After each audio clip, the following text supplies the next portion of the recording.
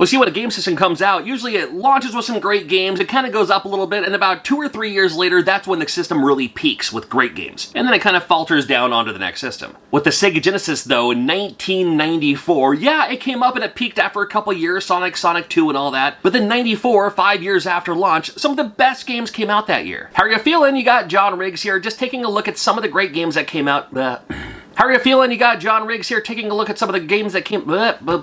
Dude. I need to clean my glasses. Now I can see it better. How are you feeling? You got John Riggs here taking a look at some of the great games that came out, well, and some of the not so great games, I suppose, for the Sega Genesis 1994. This video is sponsored by me and the games I sell on my own shop, like this homebrew here, Choo Choo Mimic, just came out. I also have my custom 1-up cards, I'll even sign it for you. These and the custom air fresheners I make, check out a link in the description below, helps out the channel immensely, thank you. And I could look in the analytics to find out which videos got the most subscribers, that way I know exactly what kind of videos to keep doing. So since you're already watching, please hit subscribe, it's free. Going chronologically through 1994, our journey begins at Arrakis. That's right, it's Dune! The battle for Arrakis. Now then, this is like old school Dune. I mean, imagine if this game came out, you know, during the time of the new shows that you're seeing, like in movies and all that, in the theater. Now, I grew up with the Kyle MacLachlan version of Dune, but Dune's been around a long time. This game is more of like a, not really sim Doom, if there was such a thing. But you are on Arrakis, and you have to harvest the spice. But there's also people getting in your way, and you have to keep building things, and you have to move your troops and stuff like that. A little bit of a more tactical strategy sim game with a bit of the building element too. Takes a little bit to get into, but it's, hey, you know what, if you're a big fan of Dune, you might enjoy this game. We had the incredible Crash Dummies. This was during a time when different consoles would get the same name of a game, but different games. So this incredible Crash Dummies on the Sega Genesis is different from the NES one. And it plays a little bit like a platformer. It's kind of funny because the more you get hit, the more limbs you lose. So you have to contend with that as you're making your way through these not very long stages, but still enough. The controls are a little slippery on this one, but yeah, the Incredible Crash Dummies had its own brand going on during this time. They were everywhere. The Lost Vikings. Now, I primarily played this on the Super Nintendo. Still a big fan of this game, and yeah, you wanna, it plays very well on the Sega Genesis as well. If you're not familiar, Lost Vikings, the 3 different Vikings have 3 different abilities. One of them can run and jump far, one of them can use a sword or have a bow and arrow, the other one has a shield that can protect you from things. Using these strategies, it's a puzzle game, basically. It's a puzzle platformer. Love this game. Pugsy came out for the Sega Genesis during 1994. I guess a little bit of a hidden gem here, and it looks like a kid's game, and it probably is a kid's game, but it's still actually kind of fun. It's still pretty neat. It just has a weird, unique look to them. You know, you could just tell that the art and illustrators and all that were having fun making this game. It looks a little European for its shading and for its jumping ability, and, you know, I don't know. I think it's worth checking out. Last Action Hero, unfortunately, came out in 1994. The movie, you know, it was Arnold Schwarzenegger for the time. The game itself could have been better. It could have been better. I mean, I liked where they were going with this. It just could have been better. Joe and Mac, interesting to see on the Sega Genesis in 94. Came out earlier on the Super Nintendo, even came out on the NES. But now here it is on the Sega Genesis, and you know what? It plays really well on the Sega Genesis. 2-player, it's an action game from Data East. You can pick up the upgrades, big sprites, big graphics. I love it. Such a fun game. Sonic 3, we knew it was happening. We knew we were gonna get a Sonic 3 eventually. This is the introduction of Knuckles, finally. And I can't tell you why or why not, but I wasn't as attached to this game as I was the first 2. I love the first one. When I bought my Sega Genesis, I bought it right when Sonic was the launch title with it. And then Sonic 2 came out. Love me some Sonic 2. It's my favorite one for the Genesis. And then Sonic 3 came out. I was just like, I mean, I get it. It's fine, but it's, I don't know. But it's still really, really good. It's still definitely worth checking out. And this will not be the last time we see Sonic on this list for 1994 as well. Sparkster is the sequel to Rocket Knight Adventures. Rocket Knight Adventures, great game from Konami. Konami still making wonderful games for 16-bit consoles. I liked the fact that it started out with a mech battle.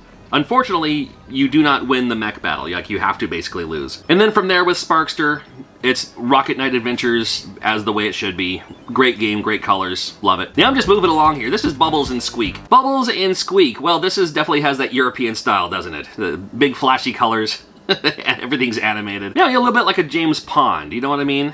You know, the rounded graphics and all that. Well, it's not a terrible game. You have to find your friend, and then you have to hit the goal at the same time. So when you find your friend, then you have to, not really a rescue mission, but you have to just make sure that he's there too when you get to the end. Yeah, nice and fun. Yeah, it's worth a rental. We had Columns 3. Now tell me in the comments, whatever happened to Columns 2? Because we had Columns, and then we had Columns 3. Was Columns 2 for like Game Gear or something? I don't know. Columns, I mean, I don't think it was their answer to Tetris, but it was another falling tile puzzle game type thing. 3 in a row, across, down, diagonal. You win big by hitting those combos, and this one actually features the 2-player mode, so that's kind of fun too. I come back to this game every once in a while. I'm not great at it, but you know, I still think it's kind of fun. Shadowrun was a game a lot of people were looking forward to. I had a lot of friends who were into the tabletop games, and Shadowrun was one that they really enjoyed. Again, during a time when they would make the same name of a game on 2 different consoles, Shadowrun for the Super Nintendo is different from Shadowrun for the Sega Genesis. I think there's a lot of people who say that they prefer the Genesis version. I was more into the Super Nintendo one personally, but the Genesis one, it looks different, and it looks like I wouldn't like it as much. But when you get into it a little bit deeper, this is still the very early beginning of the game. I capture my own footage on this video that I'm doing here. So this is still very early in the game. But, you know, it's decent. Skitchin' was a game I really got into. I loved me some Skitchin'. This is back when Electronic Arts was, like, good. As you're kind of rollerblading down these roads, and a little bit like Road Rash, where you can, like, you know, kind of punch and attack the other guys who are next to you. The big draw for me with this game was the fact that you could like hold on to the bumpers of the other cars, a la Back to the Future, and that way you can, you know, really build up your speed, and then when you let go, you can kind of, you know, get ahead in the competition, and then hold on to another bumper of a car and keep going too. Love me some Skitchin'. Still love this game. I wish they'd come out with a new version of Skitchin'. NBA Jam was on basically every console for the time, huge in the arcade, played well on the Sega Genesis. I wish the sound was a little bit better, you know, Tim Kitzrow with the voice and all that. Oh yeah, back when we had our Seattle Supersonics, there we go. A lot of people have a lot of fond memories playing NBA Jam, and on the Sega Genesis, hey, it played pretty well. Boom, Virtual Racing blew my mind. Virtual Racing was one of those games I saw in the arcade. I was like, ooh, that's going to be a great game on whatever the next Genesis console is, whatever the next Sega console is. That's going to be great on that. Well, it turns out they made it for the Sega Genesis, and it plays really well, believe it or not. I'm sure it uses some new custom chip because the game itself looked kind of weird. But as far as like, you know, driving games or racing games, this is a good one. Had the polygons to make everything all 3D. 3D on a Sega Genesis? Well, yeah, it turns out you can. In your face, Nintendo. Castlevania Bloodlines. What a great Castlevania game. Now, there's always going to be the argument because that was the console wars. Like, which one's better, Super Castlevania 4 or Castlevania Bloodlines? What I say is Castlevania Bloodlines, I know this is a Sega Genesis video, Castlevania Bloodlines is more like the other Castlevania games than Super Castlevania 4. I still prefer the Super Nintendo one, but this one is really good. And I can't argue anyone who enjoys Bloodlines over the Super Nintendo version, but I also know people who find the Super Nintendo version is their favorite Castlevania. I haven't met anyone yet who says Castlevania Bloodlines is their favorite Castlevania, but I'm sure you're out there. At the end of the day, wonderful game. It's definitely an amazing Castlevania game. If you've never played it before because you were like pro Nintendo your whole life and you're like kind of tipping your toe in the waters of Sega Genesis, definitely check this one out. It's super good. Grindstormer, out of all the great shooting games on the Sega Genesis, why gotta be Tengen? Tengen has nothing to do with it, but it kinda does, and I'll tell you why here in a second. Wonderful shooter. Wonderful shooter. You have your little side arm things too, so if you move forward, if you move up, you can kind of direct how wide your spread is for the shooting. Wonderful shooter for the Sega Genesis. The unfortunate thing, it's made by Tengen. Tengen made their own boards. Grindstormer for the Sega Genesis has a knack of going out. And when I mean going out, I mean it just stops working. You can do a board swap to take the game's chip out of this one and put it into another game if needed to get it working again. But it just happens to be Grindstormer. If it happened to Pit Fighter, who cares? But it happens to be Grindstormer. And by the way, you can find a cheap Pit Fighter and replace the chip with that one to get it working again. I've done that a few times for friends. Streets of Rage 3. Now, like Sonic the Hedgehog, I liked the first two, and I really enjoyed Streets of Rage 3 as well. Just not as much as the other ones. But this one's really good, and I had a lot of fun with this game too. It's more of the same, and you gotta love it. You gotta love it. Well, you don't have to love it, but I gotta love it. Because I love this game. Just not as much as the second one, but you know, this one's really good. And the fact that you can like unlock all the other characters, like you can, like the kangaroo and play as Shiva and stuff like that, that was kind of fun too. Subterranea, what a great graphic on this one. Some great special effects with Subterranea for the Sega Genesis. It reminded me a lot of, what was that Gravity game for the NES? Solar Jetman. It reminds me, just looking at a little bit of Solar Jetman, but more shooting involved and more, you know, just blasting your way through things. As opposed to, like, you know, picking up the thing on the hook and then bringing it to your ship or whatever. No, this game's really cool. Yeah, check out Subterranea, will you? Making our way through the list, The Pirates of Dark Water. I remember it being a Saturday morning cartoon around the time when I stopped watching Saturday morning cartoons. Because I was like, wait a minute, instead of watching cartoons, I could just play video games more on the weekend? Well, again, 1994, I was in high school during this time. And I don't know what I was expecting with this one. I think I was expecting a little bit more. It just has that kind of... I mean, I don't want to compare this to Strider by any sense of the imagination. You know, the jungle stage of Strider. It was kind of the first thing I thought of when I saw this. Or maybe more like a Pitfall the Mayan Adventure. You know what I mean? Just like, yeah, I get it. It's, again, a great one that's worth a rental. Animaniacs, well, that was one of my favorite cartoons. Was it After School? Fun platformer from Konami on this one. You have the 3 different characters that you can swap through. One of them has an attack. Dot, you can even, like, blow kisses, which might, you know, open up ways to get to where you need to go. So there's things like that. You have to, you know, use each of their abilities, a little bit like Lost Vikings, but you're all at the same time all the time. Anyway, pretty fun. Outrunners was a game I didn't really get into until later in life. I loved Outrun because Outrun was a driving game. It wasn't a racing game. It's a game where you're just driving to get to the next checkpoint. You're not trying to beat anyone or, you know, win a race or anything like that. You're just going on a casual cruise, man. I love that. And then Outrunners is a racing game. You're racing against someone else. Nothing wrong with that. It's just a little different. But it is kind of cool, and it still has that same idea with Outrun where you can choose which path you want to go, get a different scenery. You know, that's kind of fun. Got a few fighting games in a row. Genesis did some great fighting games as well. King of the Monsters 2. King of the Monsters was more of a, almost like, it's a little bit closer to like a wrestling game. Than like a fight. I mean, it's a fighting game for sure, 100%, but they had like wrestling moves and stuff in it too. So, King of the Fighters for the Sega Genesis, it was okay. Super Street Fighter 2, the new challengers. Hey, we finally get introduced to Cammy, but it was funny because a game like this, you're like, oh, cool, there's new characters. But you don't care, you still play as Ryu, or you still play as Guile, or whoever your, you know, mains were in the first one. But Cammy is in there too. I mean, did anybody ever main as DJ? I liked DJ. I thought playing as DJ was pretty fun. Great game, and it plays well on the Sega Genesis. Unfortunately, with the 3-button controller, you still have to press start between the punches and the kicks. So like A, B, C are like your strong, medium, weak punches, and then if you hit the start button, it turns into the kicks. You can kind of get used to it, but it's still not optimal. I was a big fan of the Fatal Fury series, and Fatal Fury 2 for the Sega Genesis, I thought it played pretty well as well. Another Street Fighter style clone, but this one features 2 levels, foreground and background, so you can find some strategy going, you know, mixing back and forth and everything. It's alright. Double Dragon 5, what a disappointment this was. This was, what, based on the cartoon, and the cartoon at the time had that look that cartoons of the time did, as if they were made with like Macromedia Flash or something.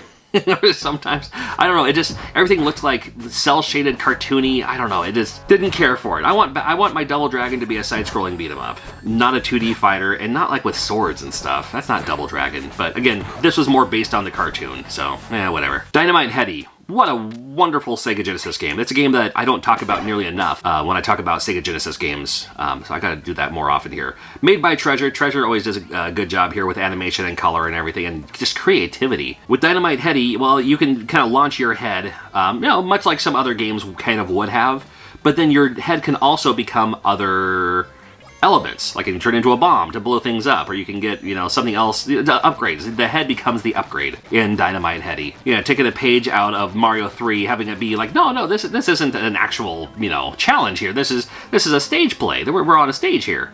I thought it was kind of fun. Mortal Kombat 2, you ever hear of this game? Well, my friends and I sure played it a whole lot. Played very well on the Genesis. Mortal Kombat 2 is my favorite Mortal Kombat game of all of the Mortal Kombat games, just because this is the kind of Mortal Kombat game I like. Writing down all the finishers, and they started getting really, you know, crazy with like the, you know, the friendships and all that too. It's all about the fatalities, of course, but I always have a good time with this one, especially with friends. We get Contra Hardcore, finally a Contra game on the Sega Genesis. The NES ones are great, the Super Nintendo one was great. Let's see how it works on the Sega Genesis. And the Sega Genesis one, hey, you know what? It's great. It's hard.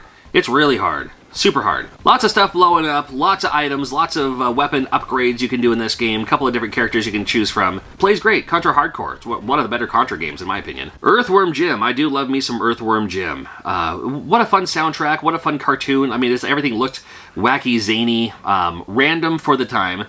Just the comedy that they would use in a game like this, I thought was fun. It was, you wanted to see what the next level was going to be. You wanted to see what the other enemies were going to be. You wanted to see what the next boss was going to be. just because everything about this game was, it was a fun game and everything, but it was just kind of like silly and it just looked cool. Certainly a big fan of this game. Played well on the Sega Genesis. My optimal version is for the Sega CD, but the Sega Genesis version is great. Yeah, check out Earthworm Jim. Love it. Oh, don't pretend like you didn't rent this game at least once. You had to be at least semi-curious to check out The Busy World of Richard Scarry's Busy Town. That's right. Now, I grew up with the book series, and the book series had so much chaos and everything happening in the background. It was just fun to see all the little, like, things that were going on in each page. They made a cartoon series, and then this game, I think, is a little bit more closer related to the cartoon series. It is definitely a game for toddlers. It is definitely a game for kids, but I had to check it out. 1994. Imagine I was 6'5" in high school too. Imagine 6'5" high school me walking into a video store to rent The Busy World of Richard Scarry. Hey. Shining Force 2. Well, it takes a little bit to get into the actual gameplay of it, but I'm telling you, it's one of the best. Love me some Shining Force 2. Anyway, Sonic & Knuckles. Hey, I knew we'd see Sonic again on this list. So Sonic & Knuckles was that, oh my god, how did you do that magic? It's its own game. It's its own game with Sonic & Knuckles, which is fine. You know, it's fine. Play as Sonic, play as Knuckles, whatever. But then the idea that you can pop in Sonic 2 or Sonic 3 and also play as Knuckles in the game you've already had for years.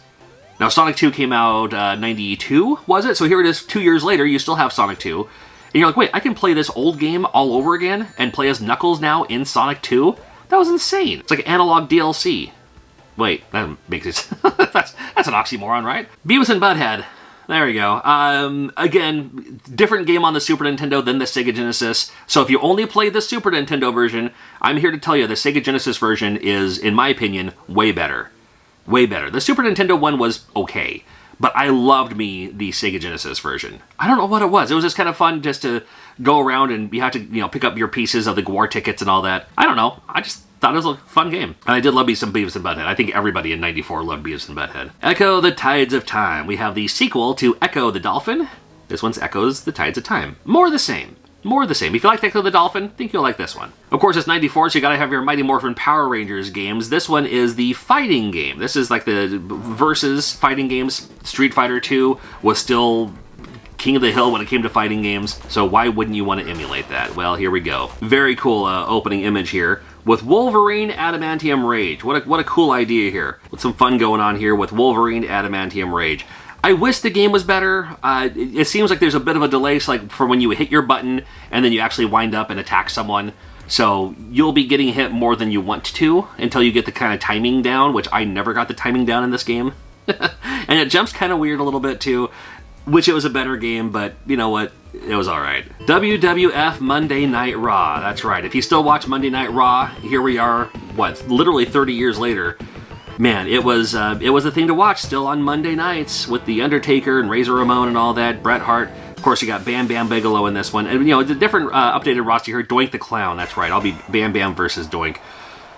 These wrestling games from LJN were never great, but they were still kind of fun to play.